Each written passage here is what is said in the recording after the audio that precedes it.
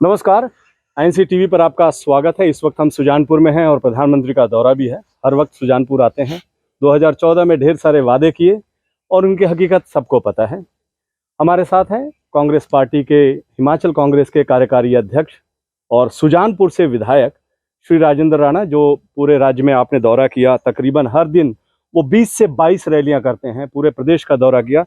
राणा जी, प्रधानमंत्री जी तो आ रहे हैं, उन पे चर्चा करेंगे, लेकिन ज़मीनी हकीकत आप पूरे प्रदेश का दौरा किए। मुझे लगता है सबसे ज़्यादा जो है पूरे प्रदेश में आप घूमे, 20 से 22 रैलियां कर रहे हैं, पहाड़ में करना ये बहुत बड़ी बात है। ज़मीनी हकीकत क्या दिख रही है आपको?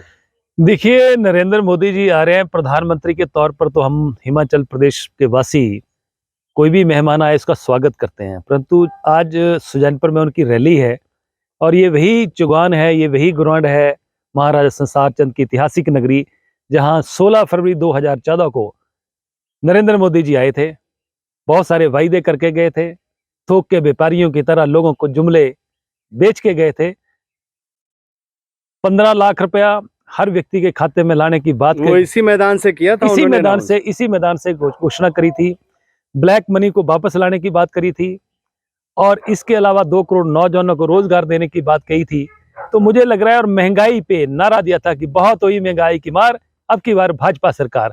अब तो महंगाई के नाम पर इनके मुंह से म शब्द तक नहीं निकल। इस रैली में उन्होंने कहा था कि महंगाई में सरकार जो है उस वक्त यूपीए की थी, मां नहीं बोलती है। आज वही दौर फिर 400 रुपए वाला सिलेंडर 1200 पहुंच गया। कड़वा तेल की बोतल जो 70 रुपए में मिलती थी वो आज 225 रुपए में मिल रही है। नमक की थैली छोटी सी 8 रुपए में मिलती थी, आज वो 25 रुपए में मिल रही है। इस सरकार ने सबसे ज्यादा किसी वर्ग को कुचला है तो मध्यम और गरीब तबके को कुचल के रख दिया है। ये सरकार, ये जो पार्टी है भारतीय जनता पार्टी, ये पूंजीपतियों की पार्टी बन के रह गई है। 4 उद्योगपति मित्रों को की दोस्त बन के रह गई है। बाकी के देश की जनता ने उन्हें कुचल के रख दी है। इसलिए मैं आपको कहना चाहता हूं, पूरे प्रदेश का मैं दौरा कर रहा हूं। मैं अपने चुनाव क्षेत्र में भी जगह जगह जा रहा हूं और हिमाचल प्रदेश में अलग अलग चुनाव क्षेत्रों में मुझे जाने का मौका मिला। मैं बताना चाह रहा हूं कि 1992 में श्री शांता कुमार जी प्रदेश के मुख्यमंत्री थे और उस समय जो था प्रदेश के कर्मचारियों के साथ उन्होंने बड़ा टकराव ले लिया था। उन्होंने कहा कि नो वर्क नो पे, और कई कर्मचारी जो थे उनको सस्पेंड कर दिया गया, जो एजिटेशन कर रहे थे, और इसलिए कर्मचारी पूरा भड़क गया। कर्मचारियों ने उस समय सरकार को पलटने का फैसला किया और उस समय भारतीय जनता पार्टी की 68 में से सिर्फ मात्र 7 सीटें आई थी। इस बार भी वैसा ही हो रहा है। मतलब आपके कहने का मतलब इतिहास दोहराया जाएगा। इतिहास खुद ब खुद अपने आप को दोहराता है और 30 साल बाद हिमाचल प्रदेश में इतिहास को दोहराया जा रहा है।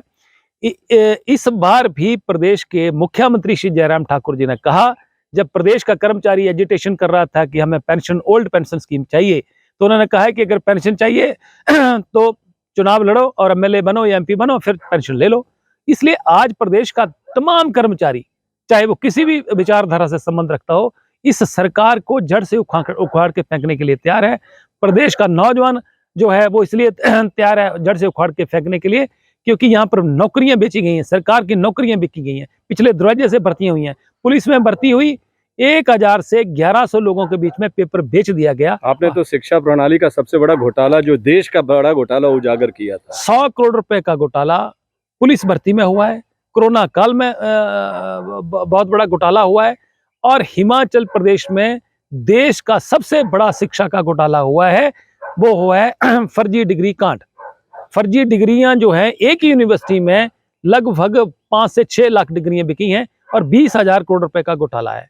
इस घोटाले को भारतीय जनता पार्टी अपने लोगों को बचाने के लिए दबाया जा रहा है और अपने लोगों को शेल्टर किया जा रहा है। क्या बात है कि प्रधानमंत्री जी बार बार सुजानपुर आते हैं, आपसे क्या ज्यादा लगाव है? और मैं उसी बात पे आता हूँ, 16 फरवरी 2014 की, जिसमें उन्होंने कहा था काला धन आएगा, इनकम टैक्स वालों को जो पे करते हैं उनको दिया जाएगा। बेरोजगारी की बात की थी तो उन्होंने बोला कि हिमाचल के युवाओं को रोजगार दिया जाएगा। उन्होंने कहा था 15 लाख की बात की थी, इसी मैदान से कहा था महंगाई का मां नहीं बोलते हैं, और कहा था कि किसानों को वाजिब दाम दिया जाएगा। ये वादे जो हैं करके तो 2014 में चले गए, मन की बात तो बार बार करते हैं, हिमाचल की बात लगता है करेंगे? ये अपने मन की बात करते हैं, जनता के मन की बात तो सुनते नहीं है। जनता तो बोल रही है कि महंगाई कम करो। महंगाई से आपने हम लोगों को पीस के रख दिया है और बार बार झूठ बोलना। एक कहावत है, पहाड़ में काठ की हंडी बार बार नहीं चढ़ती है, दूसरी बार जल जाती है। इसलिए कोई इंटरेस्ट नहीं है यहाँ पर लोगों में। लोग, मोदी जी तो भाषण दे के चले जाएंगे और जुमले छोड़ के चले जाएंगे। काम तो राजेंद्र राणा ने आना है, जो हर व्यक्ति के सुख दुख का साथी है।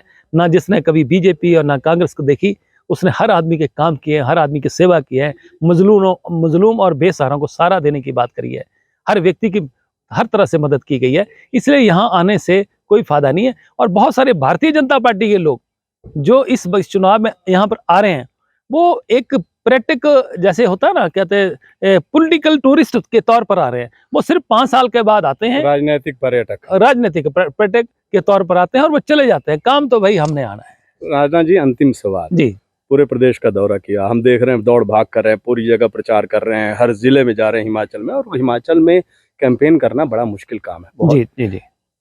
आप पार्टी को कितने अंक दे रहे हैं? मेरे कहने का मतलब कितने सीटें जीतेगी पार्टी, कांग्रेस पार्टी?